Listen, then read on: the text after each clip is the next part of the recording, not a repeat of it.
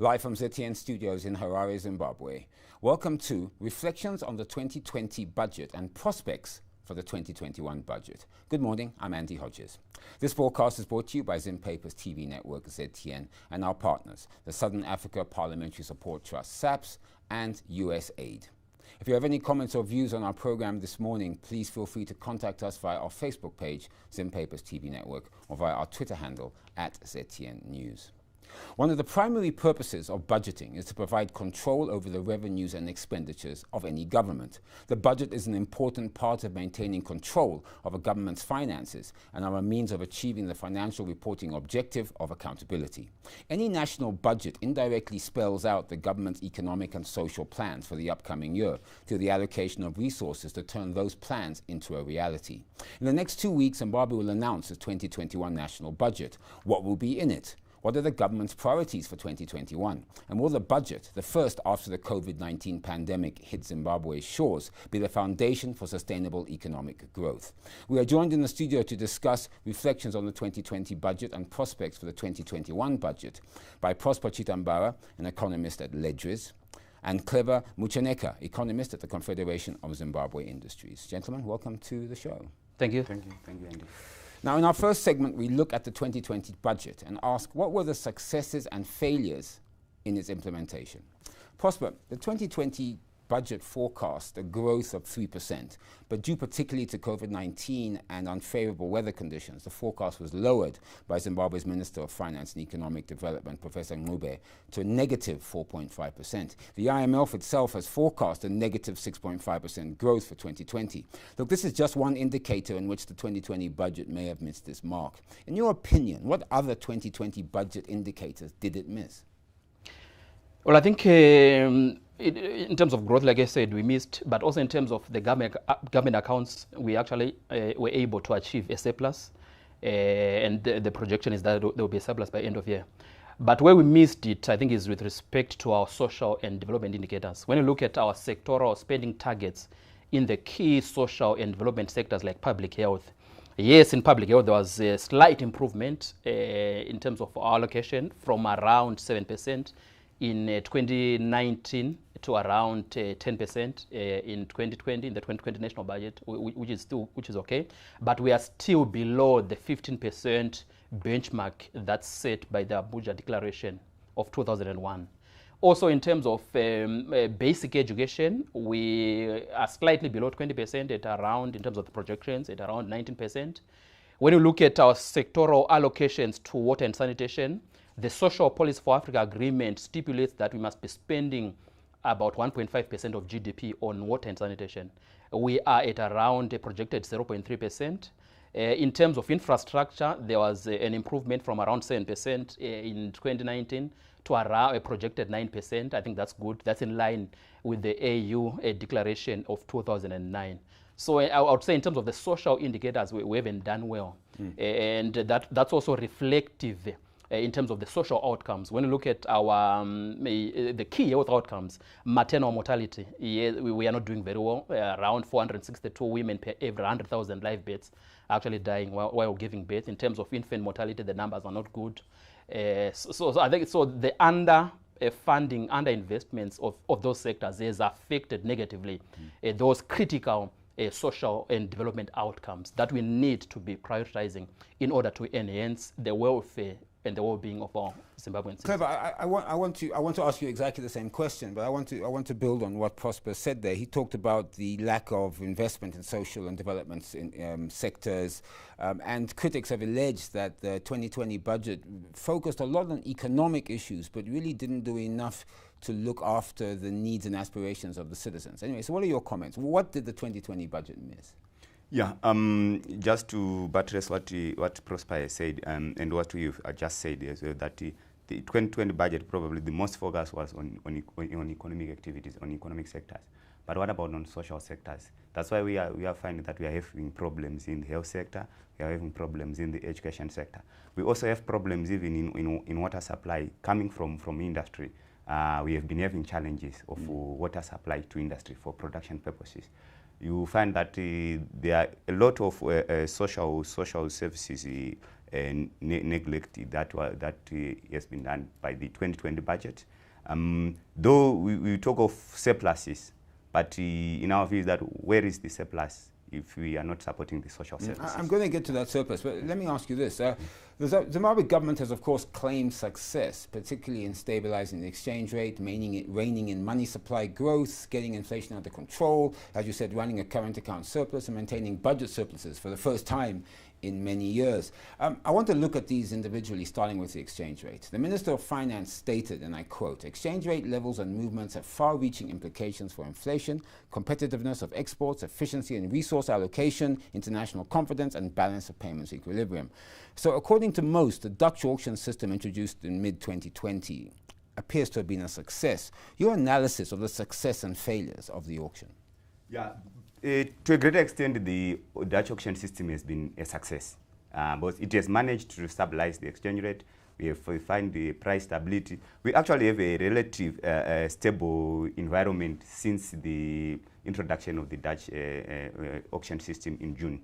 You find out also that the inflation has been under control. We've managed to control inflation from as high as 7.85% in May. Now we are talking of 4.71. That's year on year. If you go to the month-on-month, the month-on-month was around the 37% in June. Now we are to single-digit figures, 4.71 in October. And also the Ministry of Finance have also started producing blended inflation because of the dual currency. You find the blended inflation is at 1.43%.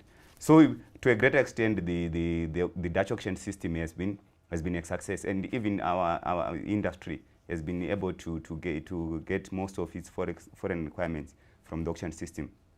But on the failures, probably one of the issues that on the supply side, we have a challenge on the supply side, because you find out that the government is the one who is supplying the money to the auction system, the Reserve Bank of Zimbabwe.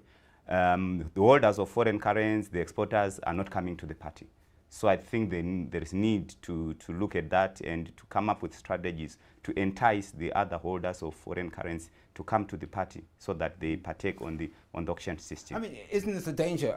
We had a show here on ZTN last week where we spoke to Eddie Cross, who is an economist and member of the Monetary Policy Committee, and he stated that 49% of the auction was coming from retentions, and the balance was coming from liquidation of government holdings, particularly the taxes they're collecting US dollars, and also he talked about the gap between the allocation and the ability to provide the currency to business. And he said that they were asking banks to utilize their open positions to fund that until the Reserve Bank give them. And also I think we had a representative from the CZI who said that as well, even though the auction system may have been working, business was still not being able to get as all the currency they required from the auction system, which of course begs the question, what are they doing?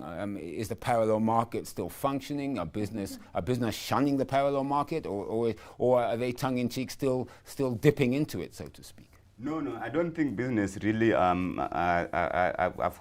going to the parallel market, though they are not getting all the forex requirements that they would like. Because you see, there is an issue of the price here. Because the parallel market is priced higher than the former market, the auction market.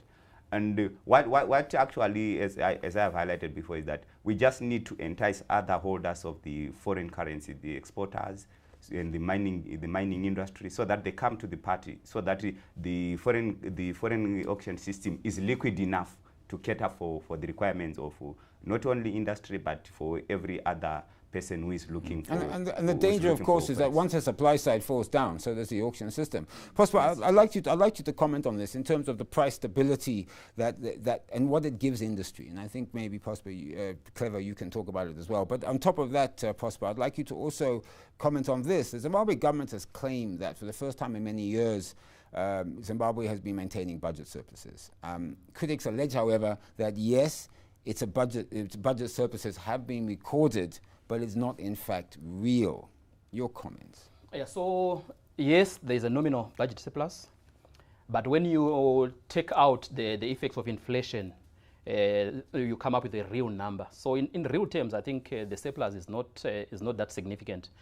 though in nominal terms it's quite significant. And I think it's also to do with the chronic high inflationary environment that we were functioning in. So when you convert those nominal numbers into real figures, it's really not much.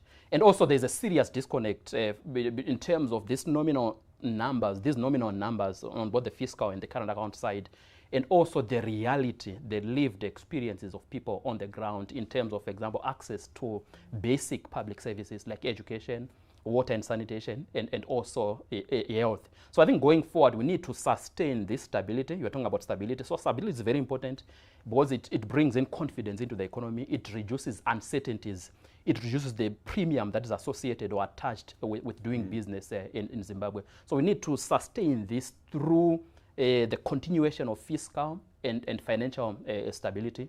Because without the macroeconomic stability, even investments will not be forthcoming. And when we look at our numbers in terms of FDI over the past 3 years, I think they've been on a downward trajectory. And it's also on account of the instability that we experienced earlier on. So I think this is very good, but we need to be able to sustain the stability going forward. So at least we can unlock greater, not just foreign investments, but also even local investments. I mean, I think this is the key. I mean, citizens are complaining that as much as the government is touting success in transitional stabilization program and also some successes under the current 2020 budget, they're not seeing it implemented on the ground. They don't see it affecting them. Yeah. I mean, that's a big issue because it's a big issue. And also on account of the austerity, we saw some cutbacks in terms of critical social spending. I was doing the numbers, the analysis, and when we look at our spending to GDP, there's actually been quite a discernible decline in terms of government spending in general to GDP. Yes, there's been a slight improvement in terms of revenue to GDP on account of some of the taxes that government has come up with. Right. So I think the austerity really is negatively and adversely affected the welfare of the citizens. Yeah. Clever, we are going to go to a break, but I want to ask you this. The Minister of Finance in his budget review statement issued in the mid-year stated that inflation, although resurging from February 2020 to June 2020, would stabilize and month on month we reduce to single-digit figures by the end of 2020. Let's look at the numbers. October, inflation was just over 471% from a peak of 785.5% in May 2020. And of course, the minister put a target of 300% for December 2020. Month on month for October came in at just under 5%, which you stated earlier. So do you think that this is an indicator that government has been successful in its fight against inflation? Yes, I do believe that on that front, government have been successful in fighting inflation because the figures, the numbers talks for themselves. We have seen that as you have highlighted, that we had a surge of inflation to 7.85 in May, right? And our month-on-month was around the 37%, you see. Because there was a danger. We were also afraid that if the month-on-month goes to 50%, we are in a hyperinflation environment. But the government, they've managed now, especially since the introduction of the Dutch auction system. We have seen a period of relative stability. Inflation has been coming down. Now we are talking of figures of 4.71%. We are talking of single-digit figures in terms of month-on-month, 4.71. If you took in the blended one, it's 1.43%. So in the fight against inflation, I think government has been successful. And I think it's at the back of the tight monetary and fiscal policy that government have been pursuing, which is industry advocating for that they should keep along that trajectory. Because it's important for industry. Yeah, very quickly. So on inflation also, when you look at inflation numbers, they are only focusing on the developments within the formal economy.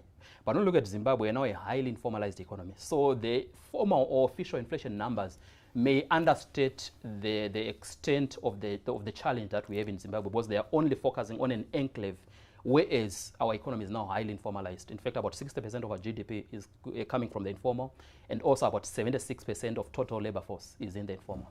It's now time for us to take a short breather. If you have any comments or views on our program this morning, please contact us via our Facebook page, Zim Papers TV Network, or via our Twitter handle @ZTN News. You're watching Reflections on the 2020 Budget and Prospects for the 2021 Budget. This broadcast is brought to you by Zim Papers TV Network, ZTN, and our partners, the Southern Africa Parliamentary Support Trust, SAPST, and USAID. In our next segment, we continue to look at the success and failures of Zimbabwe's 2020 budget, principally money supply growth, maintaining a current account surplus, job creation, increasing production, infrastructure and social services, and protection spending. Don't go away. We'll be right back.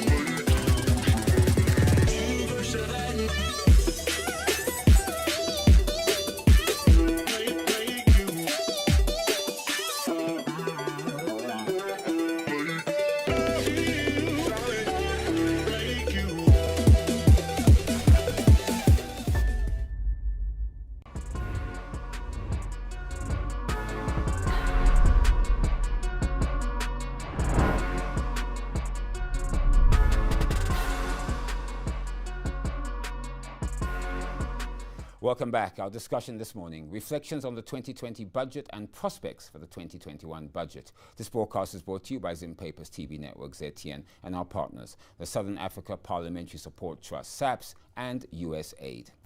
Clever.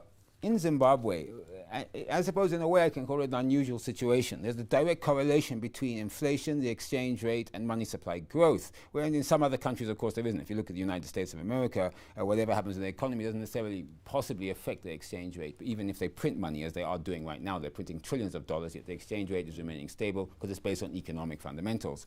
Zimbabwe government claims, and official Reserve Bank figures appear to bear this out, that money supply growth or reserve money growth, okay, which of course is the amount of money that's circulating in the economy, is contained. In fact, the authorities have committed to maintain monetary and fiscal discipline. Your comment? Yeah, I think they are doing that, maintaining a tight fiscal and monetary policy. Because if you look at the numbers that have been published by the Reserve Bank on reserve money, if you look at what is happening in the economy, realize there is really no money. So I think they are pursuing that, and I think that is also one of the anchor that brought in the stability that we are talking about. You see. So I believe that in economics we say correlation does not mean causation. You see, but you have talked about but in Zimbabwe it's peculiar what you are saying about that. You find that there is correlation between the inflation, exchange rate volatility, those kind of issues. I think because our economy is very fragile. What we are witnessing right now, the stability that we are witnessing is very fragile. If government just deviates from this tight money and the monetary control and try to print money for another reason, probably to fund agriculture, you find that this stability will be jeopardized. Yeah. But that's the key, is it not, Prosper? I mean, I'm also going to add that I think our biggest problem has been that in the past we've lacked discipline. But not only in that, we've been printing money to finance consumption, and obviously that's not sustainable. I have no problems with printing money or seigniorage for production to enhance competitiveness. So I would even love to see the Minister of Finance printing money, but to finance public health, to finance infrastructure. I think for me, because you're enhancing the productivity and the productive capacity because you'll make it back through production. Oh yeah, definitely. Because consumption is just going down. Well, the world over, countries are printing money. But in fact, countries are borrowing, are they not? And they're also borrowing to finance production. In fact, Clever made a very good point there. In fact, it appears RTGS or Zimbabwe dollars is actually in short supply in the economy. Companies are actually crying for it in certain cases. Exactly. And they're not taking US dollars when you go in. They say, have you got RTGS or mobile money payments? Which I suppose that's a good indicator, I would assume. Prosper, one apparent success factor from the 2020 budget is the anticipated surplus in Zimbabwe's current account. The Minister of Finance put it at $1.2 billion by the end of 2020, driven mostly by diaspora remittances, which surprisingly, even during COVID-19, were up 33%. Why is this important, and can you term it a success? I think it's a big success. 1.2 billion, those are big numbers. It actually means there's a net inflow of foreign exchange into the country. So that's positive in terms of our foreign currency reserves. That's positive in terms of maintaining the sustainability and the stability of the foreign exchange auction system. So I think going forward, we need to be maintaining these numbers. Of course, we have seen an improvement in exports. We've also seen a decline in imports. And I think that's in line with the import substitution trajectory that government is trying to... COVID-19, borders closed. Oh yeah, borders closed. That also affected our exports, even our imports.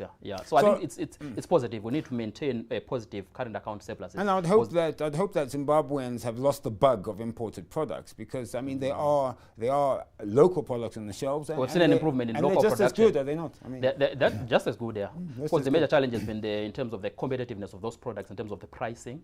But I think with time we'll catch up in terms of the pricing. And quality, I suppose. And quality as well, Clever, critics allege that although the 2020 budget allocated funding to expenditure on social services, social protection for the most vulnerable in society, and infrastructure, which are all critical areas, the government has fallen short. And I think both of you have spoken about this in our first segment. I'd like you to expand, because again, you know, we're here talking about the welfare and well-being of citizens. And here we're talking health provision, we're talking getting the most vulnerable, you know, protecting the vulnerable, poverty reduction, because obviously COVID-19 may have put a lot more people into poverty than planned and so on.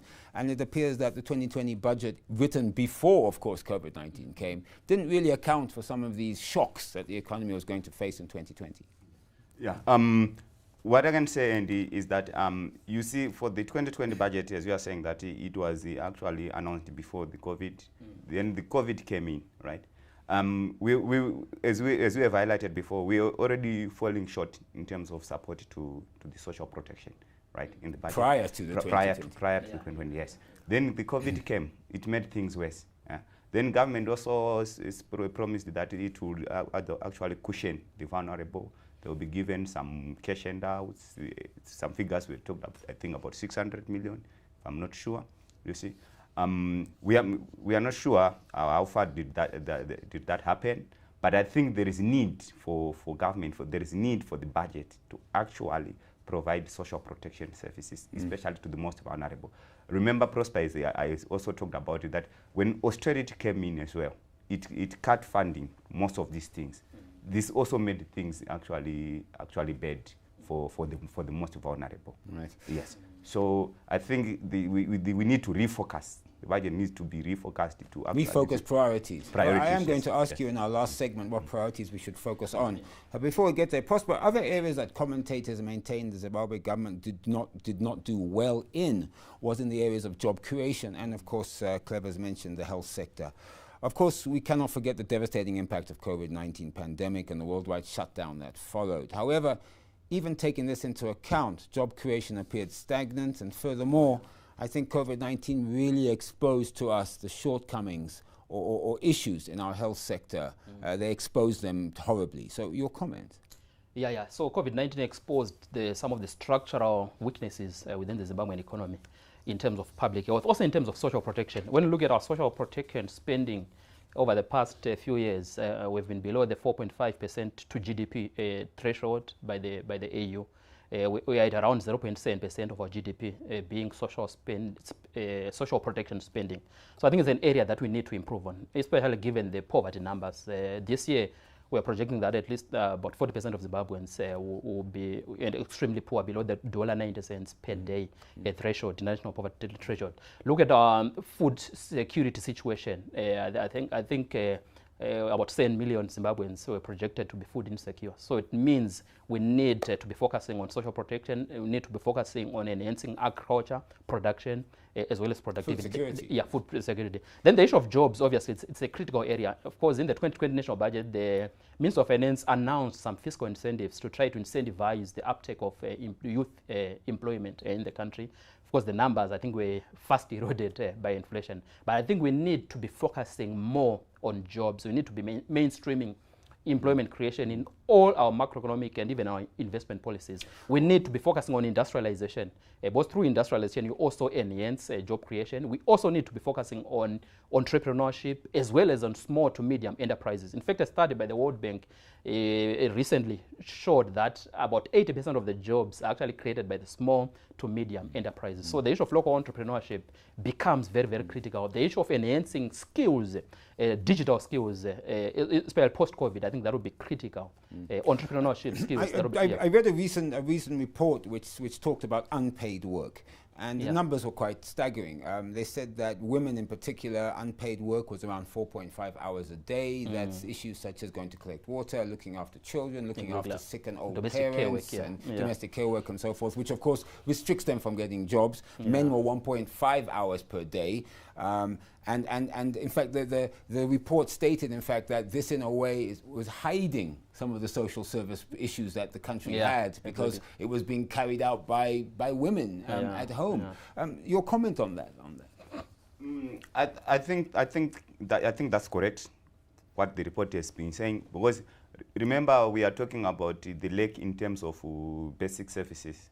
In the high density areas right now, there is massive shortages of water. People are spending hours in queues just looking. So women who are spending hours in queues. And it's women, mostly it's women, women and children. So you find out that surely the hours that are being spent by mostly women in doing this basic domestic care work, as Prosper has put it, are far more than what as compared to what men are doing. So and it's hiding things, isn't it? Yeah, it's hiding things. Because if there was free running water, women wouldn't spend hours in queues. They would be able to find jobs. It's also affecting education of it's by the young girls. The children are also queuing up, and also, of course, because of COVID-19, some of the children are not in school because they're having to raise fund money to support the families, which of course is a tragedy. But Clever, I mean, but you know, COVID-19 is a tragedy, obviously, and many of our citizens have lost their lives to it, and of course our sympathies go out to all their families because of that, and hopefully we're all staying safe, washing our hands, wearing masks, etc. But oddly enough, it also appears to have had a positive impact on production, particularly of local products in Zimbabwe. Pre-COVID surveys showed that Zimbabwe goods on supermarket shelves stood at around 5%. In other words, we were, as someone put it nicely, a supermarket for South Africa. And during COVID, and even to this day, but now it seems to have increased to over 40% of products on supermarket shelves are made in Zimbabwe.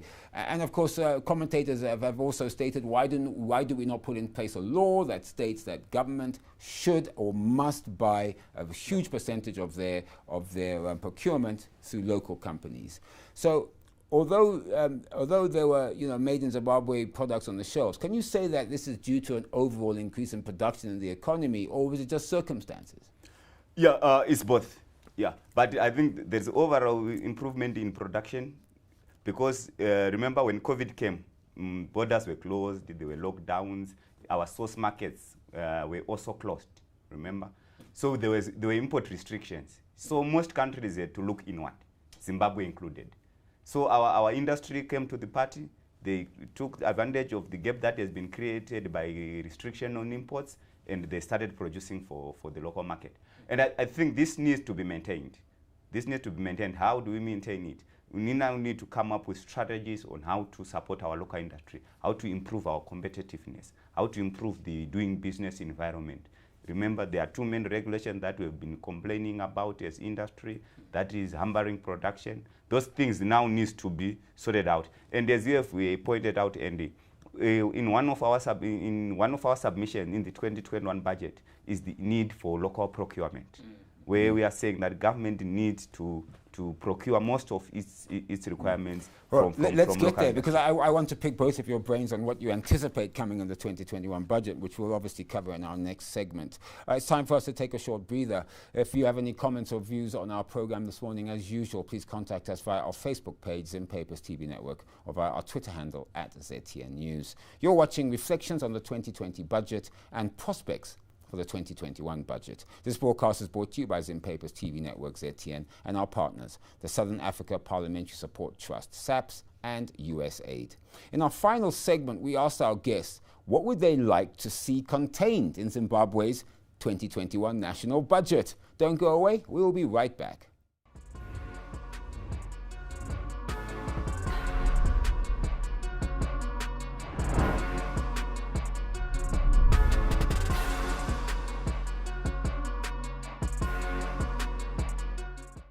Life will never be the same again. Absolutely. How do you tell someone in Mbaria or in Soweto that they should exercise social distancing? Every single one of us, barring a few, are praying more. What is the health economic cost of what we are trying to achieve? I don't know whether his chairman knows he runs at about 9 in the morning.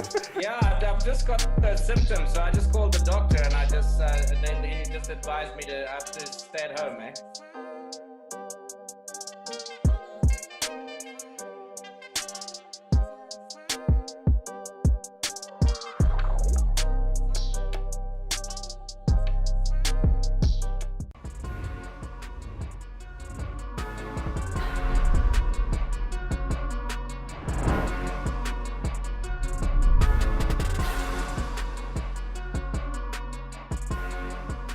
Welcome back. Our discussion this morning, reflections on the 2020 budget and prospects for the 2021 budget. This broadcast is brought to you by Zim Papers TV Network, ZTN, and our partners, the Southern Africa Parliamentary Support Trust, SAPST, and USAID.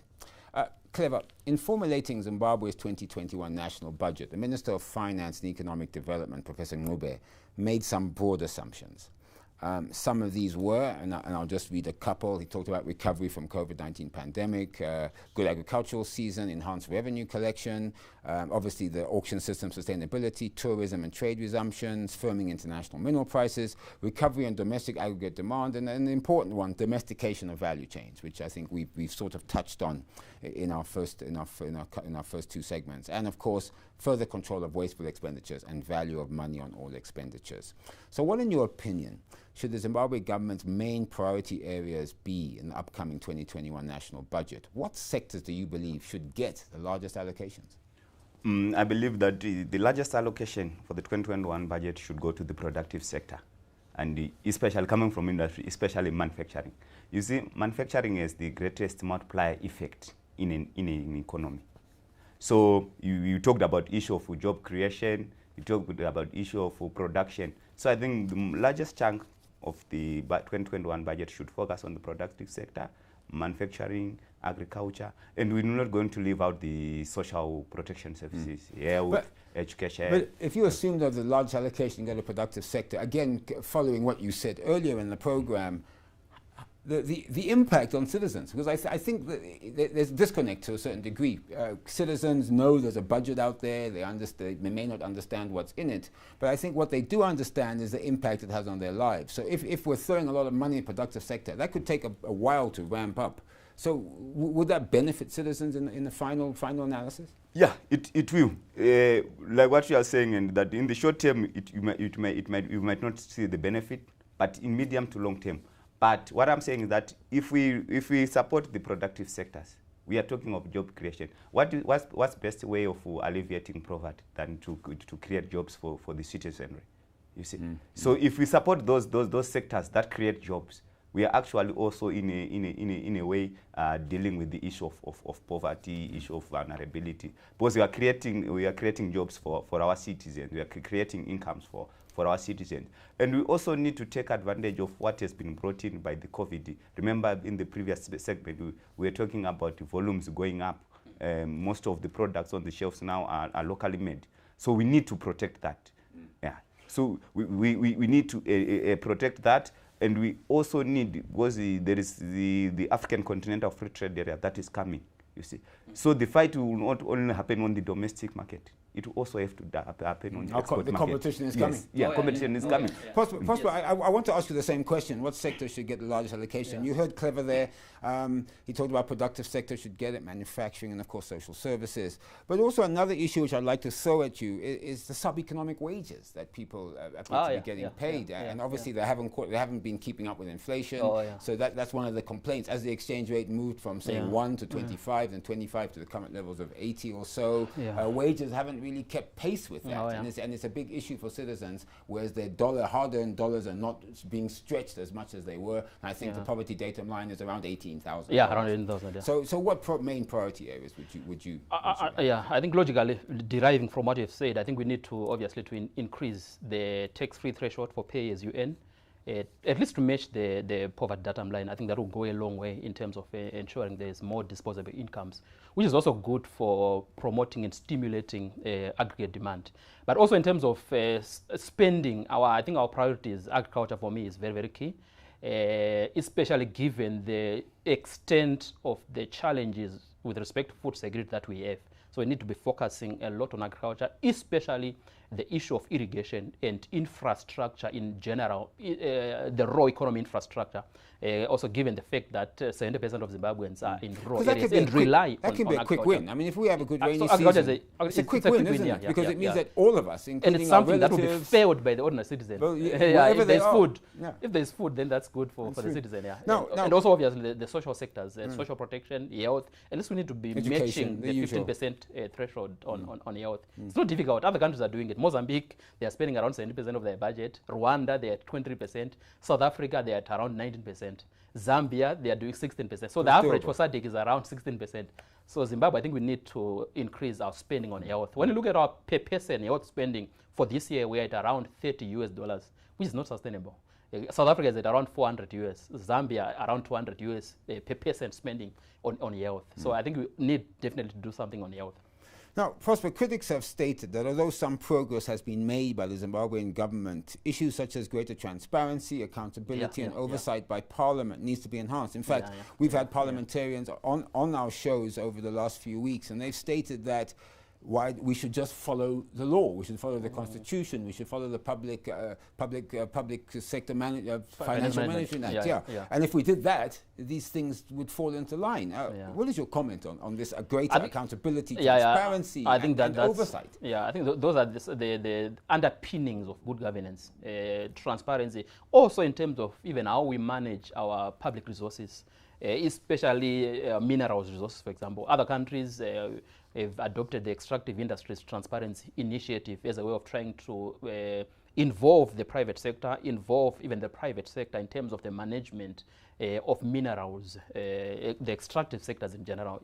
So they're doing it in Nigeria, they've done it in Zambia, and it has resulted in huge improvements in terms of fiscal revenues to government. So I think the issue of transparency going forward, I think we need to we've even had we've had chairmen of economic subcommittees from Parliament on our show, and they've all said that sometimes they feel like they're rubber stamping decisions because government has made decisions, particularly when it comes to borrowing or any kind of investment decisions, and then they're coming to Parliament to rubber stamp them. And that to them is a bit of an issue. It's really an issue, yeah. So I think those are things that we need to be correcting, I think, going forward.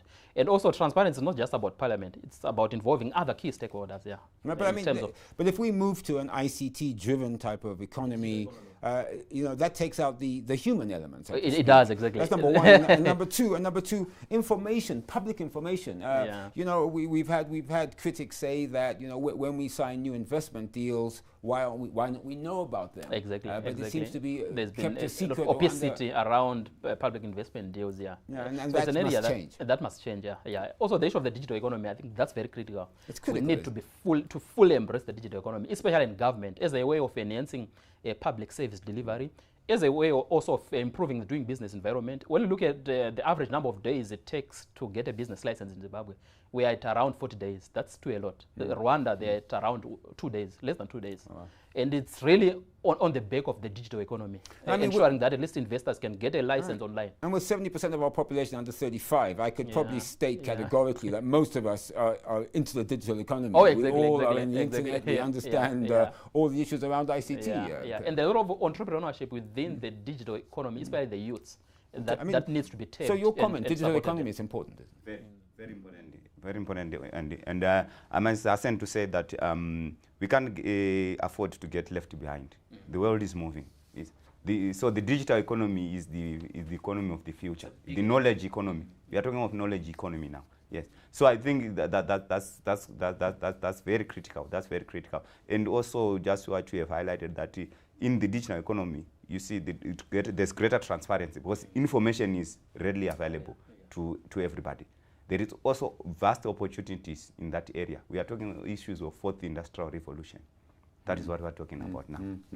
So I mean, what I'm also interested to look for, and this is just a comment, is what we call gender-based budgeting, and also how the budget will look at our youth, opportunities for youth, entrepreneurship. I think you mentioned it, Prosper, issues about women, and also, of course, persons with disabilities. I think that's also critical in our budget. You know, the fact is this, and I think we say it, and it's a mantra, but it has to be real. No one must be left behind. And on the issue of people with disabilities, in fact, our government in March, they enacted the Education Amendment Act, which is really catering to the needs of the learners with disabilities. So what I'm expecting in the national budget 2021 is that the minister is going to allocate resources to at least to enable schools to be able to meet the needs and the demands of our learners with disabilities. And also access to information, Braille, sign language. You know, you can have consultation processes, but if you miss out a portion of our population, it is fully consultative. Clever. Like most budgets before it, I mean, you know, we pretty much know what some of the major line items will be. We're looking at health, education, social services, infrastructure spending, agriculture, and of course social protection nets.